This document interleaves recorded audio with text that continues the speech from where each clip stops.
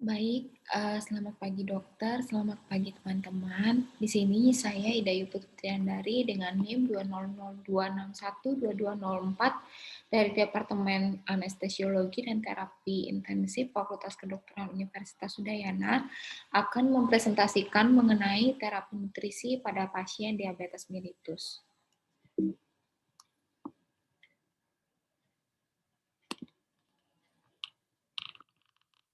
Jadi sebagai pendahuluan, nutrisi itu merupakan proses di mana tubuh manusia menggunakan makanan untuk membentuk energi, mempertahankan kesehatan, pertumbuhan untuk keberlangsungan fungsi yang normal dari setiap organ dan juga jaringan tubuh.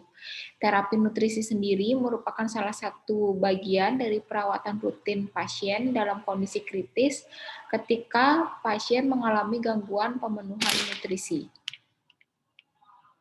Untuk cara pemberian nutrisi ini dapat dilakukan terhadap pasien. Pemberian nutrisi ini bisa dilakukan dengan konvensional, yaitu dengan pemberian oral, tapi bisa juga melalui enteral dan juga parenteral. Untuk pemberian nutrisi secara oral, yaitu pemberian nutrisi secara langsung melalui mulut tanpa adanya gangguan menelan atau gangguan pencernaan. Enteral untuk pemberian nutrisi dengan cara enteral itu merupakan diberikan pada pasien yang tidak dapat memenuhi kebutuhan nutrisinya melalui rute oral. Kemudian untuk cara pemberian parenteral itu merupakan suatu bentuk pemberian nutrisi yang diberikan langsung melalui pembuluh darah tanpa melalui saluran pencernaan. Metode ini, pemberian nutrisi ini secara parenteral bisa dilakukan melalui vena perifer dan juga vena sentral. Namun risiko terjadinya pleuritis itu lebih tinggi apabila terjadi pada vena perifer, jadi metode ini tidak banyak digunakan. Kemudian di sini saya akan membahas mengenai pemberian nutrisi secara enteral. Ini bisa diberikan untuk pasien yang memiliki ketidakmampuan untuk mengkonsumsi nutrisi yang cukup secara oral, gangguan akses atau konsumsi atau pencernaan, kelemahan yang parah atau pertumbuhan yang juga menurun. Untuk indikasinya yaitu diberikan pada pasien yang bergizi baik tetapi tidak mampu makan sekitar lebih dari 7 sampai 9 hari. Kemudian pasien trauma mendapat asupan oral penuh sekitar 5 sampai 7 hari, kemudian malnutrisi mungkin malnutrisi yang mungkin tidak makan lebih dari 5 sampai 7 hari. Kemudian setiap pasien dengan malnutrisi yang sudah ada sebelumnya yaitu lebih dari 15% dari penurunan berat badan yang tidak disengaja atau albumin pracedera kurang dari 3 gram per dl atau dikategorikan sebagai high nutritional risk dan juga tidak dapat segera dilanjutkan dengan asupan oral penuh. Kemudian untuk kontraindikasinya yaitu pada pasien dengan pankreatitis akut yang selektif, kemudian high output proximal fistula, kemudian muntah dan juga diare yang tidak tertahankan, kemudian ileus, inadequat resusitasi, kemudian hipotensi intestinal, kemudian obstruction pendarahan pada gastrointestinal yang berat. Kemudian di sini saya akan membahas untuk rute pemberian nutrisi secara parenteral, yaitu pemberian nutrisi secara parenteral ini dapat diberikan pada pasien dengan perioperatif pasien malnutrisi. Kemudian bisa juga diberikan pada pasien dengan saluran gastrointestinal yang tidak dapat diakses atau gastrointestinalnya non-fungsional, di mana tidak dapat menyerap nutrisi melalui gastrointestinal. Kemudian untuk kebutuhan nutrisi yang tidak dapat dipenuhi dengan secara enteral dalam waktu 7 sampai 20 hari. Kemudian pankreatitis akut yang berat, kemudian fistula gastrointestinal dan juga ileus paralitik. Kemudian Di sini saya akan membahas mengenai diabetes mellitus, di mana diabetes mellitus ini merupakan penyakit kronik yang disebabkan oleh defisiensi insulin yang ditandai dengan peningkatan kadar glukosa dalam plasma. Kemudian gejala yang muncul pada penderita diabetes mellitus ini diantaranya yang pertama adalah poliuri, yaitu banyak kencing. Jadi poliuri ini merupakan gejala awal diabetes yang terjadi apabila kadar gula darah di atas 160 sampai 180 mg per dl.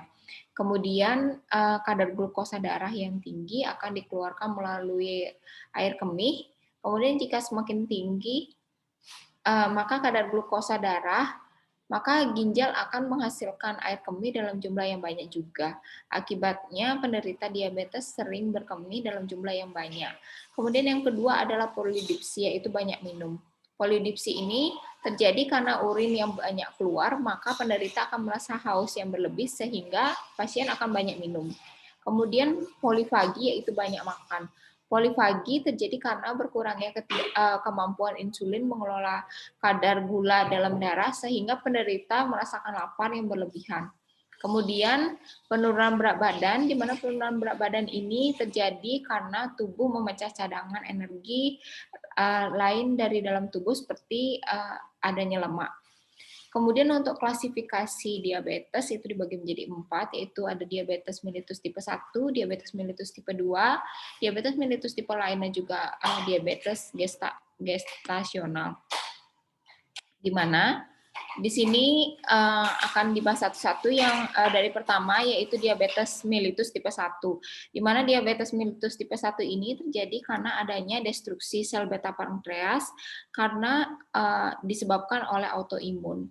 Pada diabetes mellitus tipe ini terdapat sedikit atau tidak sama sekali sekresi insulin yang dapat ditentukan dengan level protein C-peptida yang jumlahnya sedikit atau tidak terdeteksi sama sekali.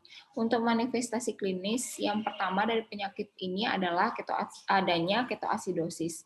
Kemudian untuk faktor penyebab dari terjadinya diabetes mellitus tipe 1 ini adalah infeksi virus atau rusaknya sistem kekebalan tubuh yang disebabkan oleh reaksi autoimun yang merusak sel-sel penghasil insulin yaitu sel beta pankreas secara menyeluruh.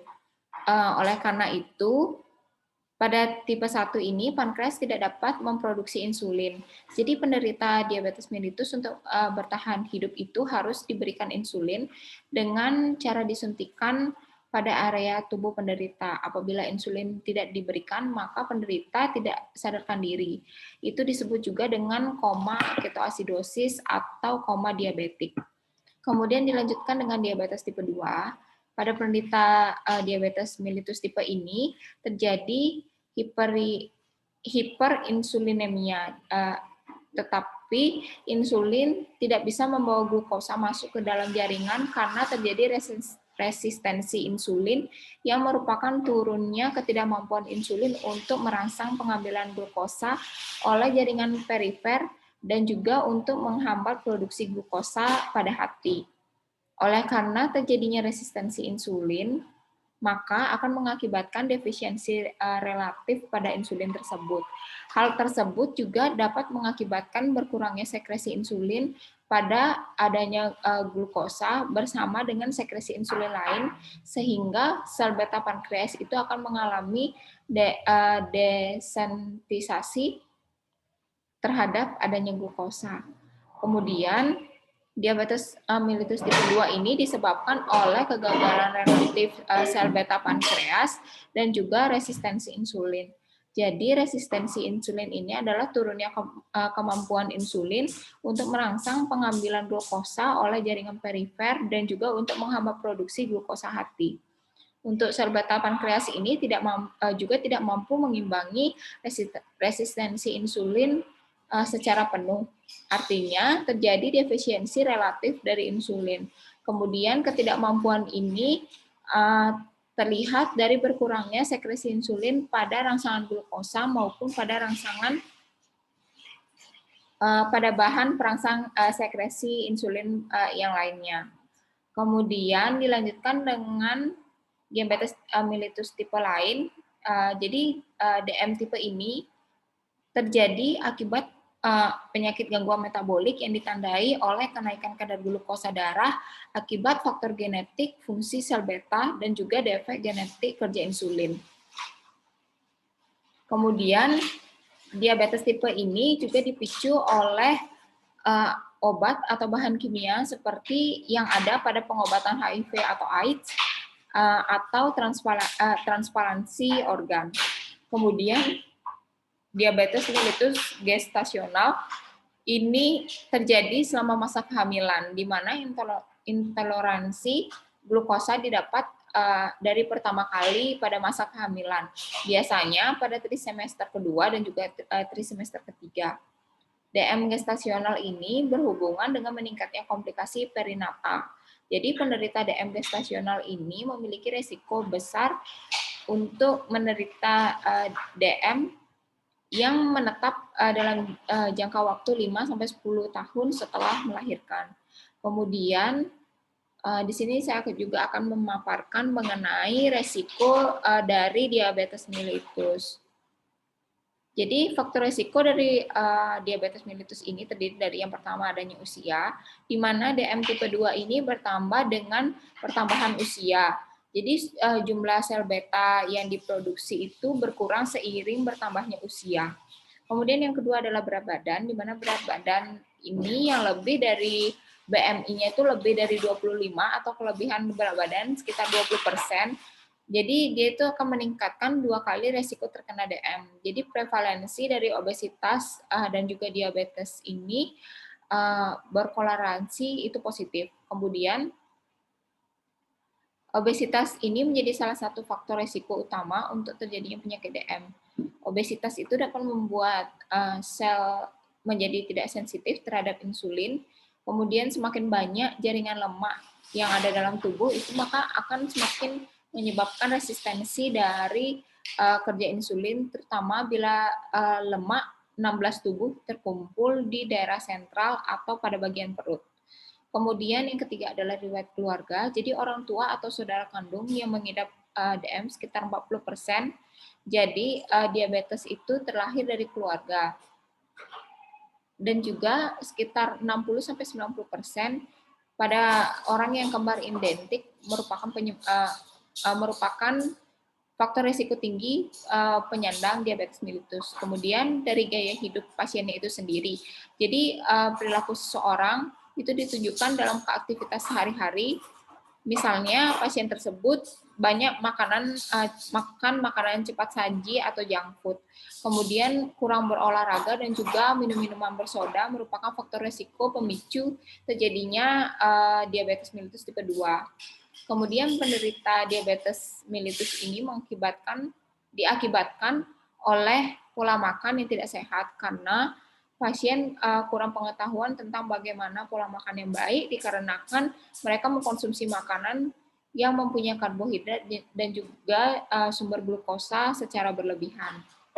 Kemudian yang kelima yaitu riwayat diabetes pada kehamilan atau gestasional.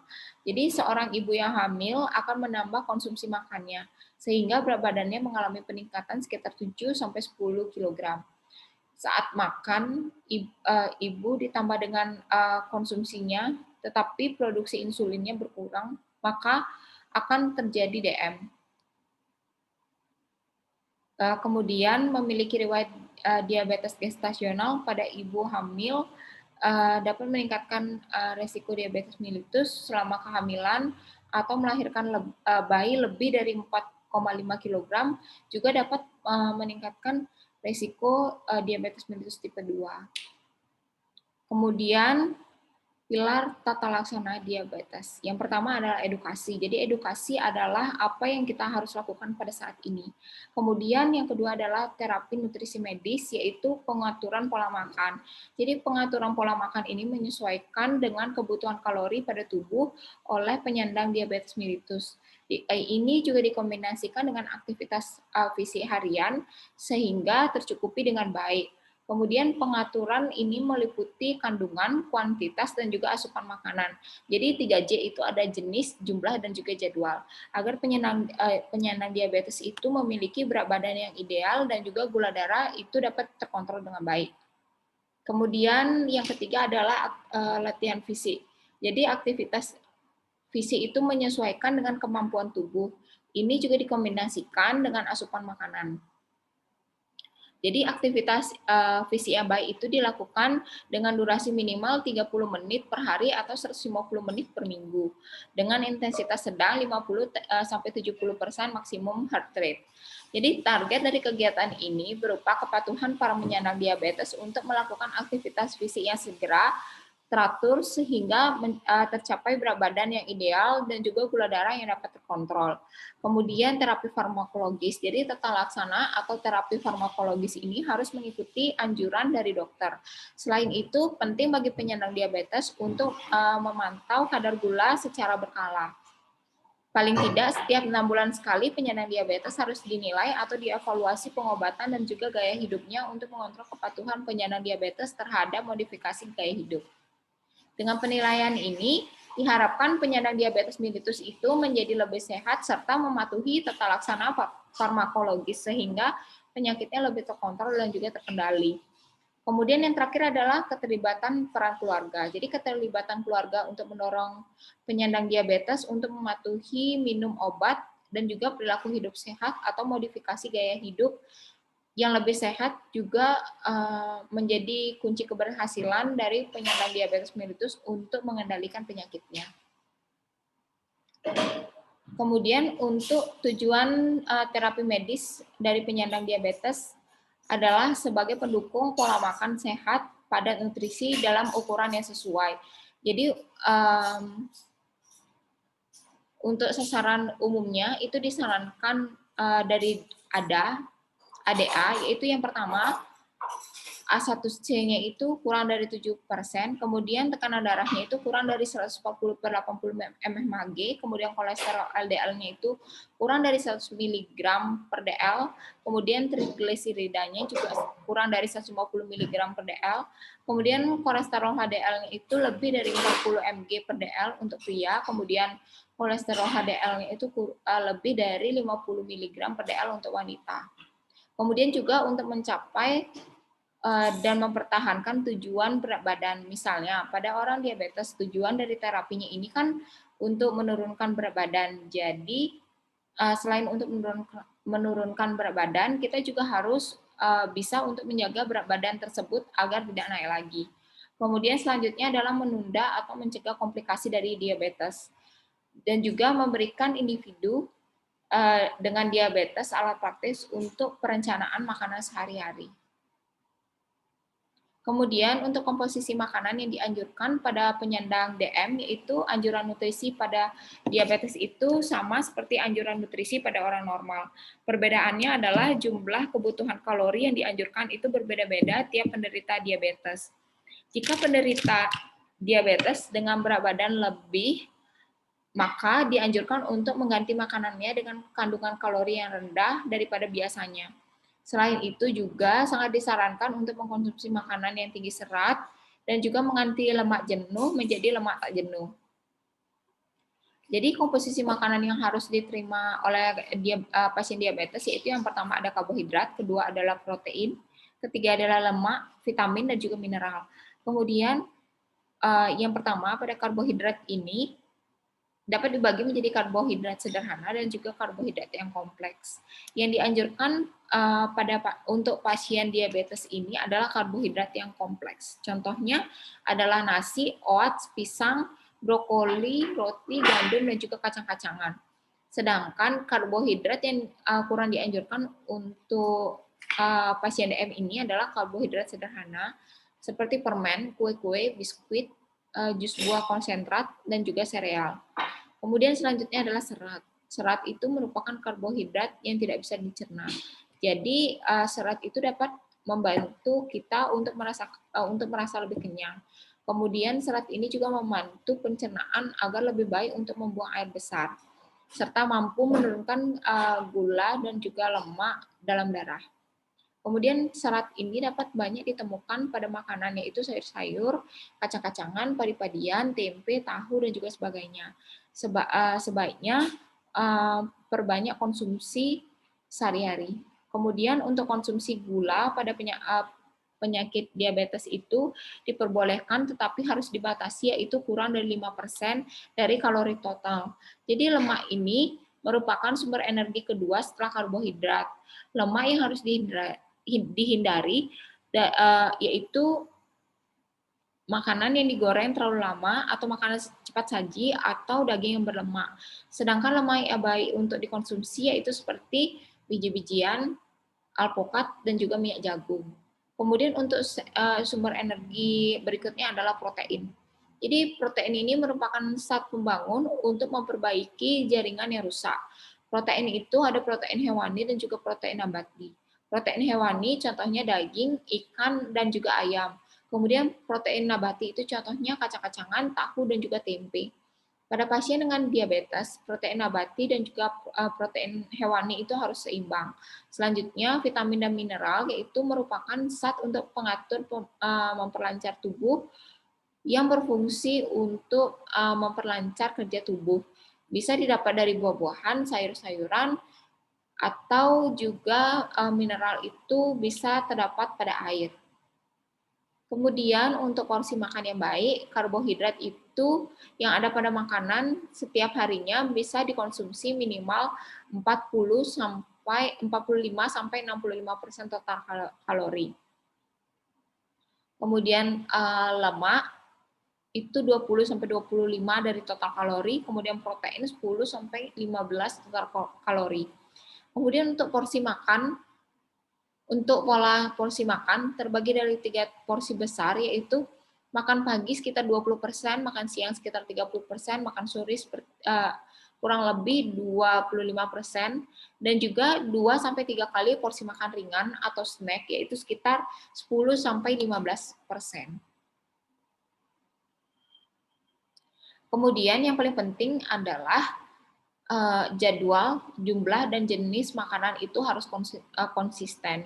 Jadi untuk penyandang diabetes mellitus yang mengidap penyakit lain, pola pengaturan makannya itu juga disesuaikan dengan penyakit penyerta.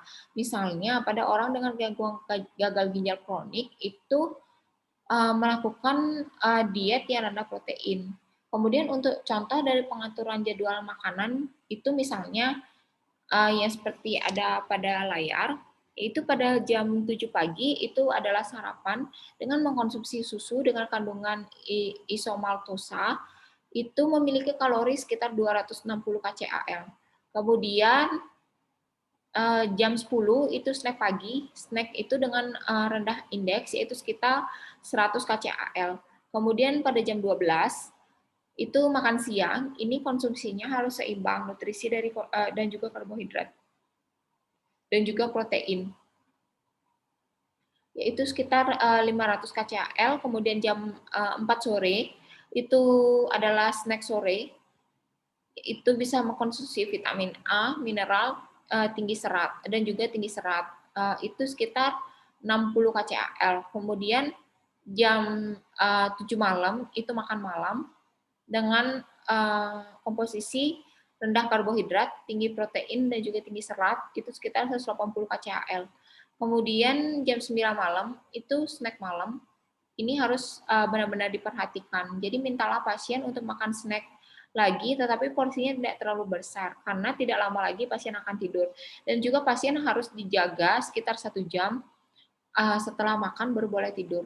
Bisa mengkonsumsi buah dan juga susu. Ini sekitar 60 kcal. Kemudian untuk mengetahui kebutuhan kalori dalam tubuh, kita dapat hitung dengan cara jadi tinggi badan dalam senti dan juga berat badan dalam kilogram. Kemudian kita bisa hitung dengan rumus berat badan ideal, yaitu tinggi badan kurangi 100% dikurangi 100 dikurangi 10% dari tinggi badan dikurangi dengan 100. Jadi setelah mendapatkan berat badan ideal, kemudian dikalikan lagi dengan untuk mencari kebutuhan kalori basalnya itu. Jadi pada laki-laki itu rumusnya itu adalah 30 kcal dikali dengan berat badan ideal. Kemudian Untuk perempuan itu 25 kcal dikali dengan berat badan ideal. Kemudian untuk kebutuhan kalori total atau KKT itu dapat dihitung dari kebutuhan kalori basal ditambah dengan persen dari kebutuhan kalori basal dikurangi dari kebutuhan kalori basal faktor koreksi. Kemudian di sini untuk aktivitas fisik itu dibagi menjadi 3, yaitu aktivitas ringan, berat, dan juga ringan, sedang, dan juga berat. Untuk jenis aktivitas fisik ringan yaitu contohnya guru, pegawai kantor, dan juga ibu rumah tangga. Kemudian untuk aktivitas sedang itu misalnya perawat dan juga dokter. Kemudian untuk aktivitas fisik berat ya ini adalah buruh, petani, dan juga atlet. Sedangkan dari faktor koreksinya itu berdasarkan dari umur. Jadi 40 sampai 59 tahun itu dikurangi dengan 5%, kemudian umur 60 sampai 69 tahun itu dikurangi 10%, kemudian umur lebih dari 70 tahun itu dikurangi dengan 20%. Kemudian contoh perhitungan. Jadi kebutuhan kalori total pada pasien ibu rumah tangga usia 42 tahun, tinggi badan 165 cm dengan melakukan aktivitas sedang. Jadi untuk menghitung berat badan ideal, jadi dari rumusnya yang tadi, jadi dimasukkan 165 dikurangi 100 dikurangi 10% dikali 65. Jadi dapat didapatkan berat badan idealnya itu adalah 58,5. Kemudian untuk kebutuhan kalori basalnya itu dikalikan dengan 25. Jadi kebutuhan kalori basal itu 25 dikalikan dengan berat badan idealnya. Jadilah didapat 1462,5. Kemudian untuk kebutuhan kalori total, jadi kebutuhan kalori basal ditambah dengan 20% dikali dengan kebutuhan kalori basal dikurangi 5% dikali dengan kebutuhan kalori basal. Jadi dapatkan hasilnya yaitu 181,8 kcal atau bisa juga dibulatkan menjadi 1.700 kalori. Kemudian pengelolaan pasien diabetes mellitus pada kondisi new normal COVID-19. Jadi sebagai pendahuluan, jadi diabetes mellitus ini merupakan salah satu faktor risiko utama mortalitas dan juga keparahan dari akibat COVID-19. Jadi pasien DM itu usia tua atau dengan komorbiditas hipertensi dan juga obesitas. Ini memiliki resiko lebih tinggi untuk terkena COVID. Jadi kalau misalnya pasien diabetes mellitus terkena COVID, maka pasien tersebut pasti sudah terkena komplikasi. Jadi pasien yang di ICU COVID itu kebanyakan pasien dengan komplikasi diabetes. Karena pada pasien-pasien dengan diabetes itu tidak memiliki kekebalan tubuh yang sama seperti dengan pasien lainnya. Ditambah lagi karena pasien diabetes mellitus itu lebih banyak terkena pada usia lanjut dengan komorbiditas yang lain, contohnya hipertensi, kolesterol, dan juga obesitas. Nah, pada kondisi saat ini yang memasuki era new normal selama pandemi COVID-19 ini, masyarakat mulai beraktivitas sehari-hari. Jadi di sini nutrisi memiliki peran penting untuk mencegah tertularnya infeksi, terutama pada pasien dengan diabetes mellitus. Jadi disinilah perlunya ada edukasi ke pasien diabetes pada era new normal ini agar mengurangi konsumsi makanan yang tinggi lemak jenuh, gula, dan juga karbohidrat simpleks karena dapat meningkatkan risiko terjadinya infeksi dan juga mortalitas. Jadi kenapa dapat menurunkan imunitas? Itu karena dengan diet tinggi lemak jenuh itu dapat menurunkan pertahanan tubuh terhadap infeksi virus dan juga memicu inflamasi kronik melalui penghambatan efek sel-sel imun limfosit T dan juga limfosit B. Dan juga akibatnya dapat mengakibatkan stres oksidatif. Jadi dia tinggi lemak itu dapat mengakibatkan infiltrasi makrofag ke jaringan paru terutama alveoli. Kemudian dia tinggi karbohidrat dan juga dia tinggi lemak itu dapat meningkatkan sitokin proinflamasi dan juga stres oksidatif. Kemudian diet rendah karbohidrat itu justru dapat menurunkan kadar sitokin proinflamasi pada pasien diabetes mellitus. Kemudian yang terakhir adalah rekomendasi dari WHO. Ini adalah beberapa rekomendasi dari WHO. Yang pertama itu yang paling paling kiri itu makanan-makanan yang segar dan juga buah-buahan olahan setiap hari. Kemudian dianjurkan untuk minum air yang cukup setiap hari, kemudian kurangi garam dan juga gula, kemudian kurangi asupan lemak dan juga minyak, kemudian hindari makanan di luar. Ini sangat susah ya, apalagi pada pasien-pasien yang memiliki kesibukan dan juga tidak bisa memasak. Kemudian diperlukan juga konseling dan juga dukungan psikologis dari keluarga maupun dari orang-orang sekitar. Baik, sekian dari presentasi saya. Terima kasih.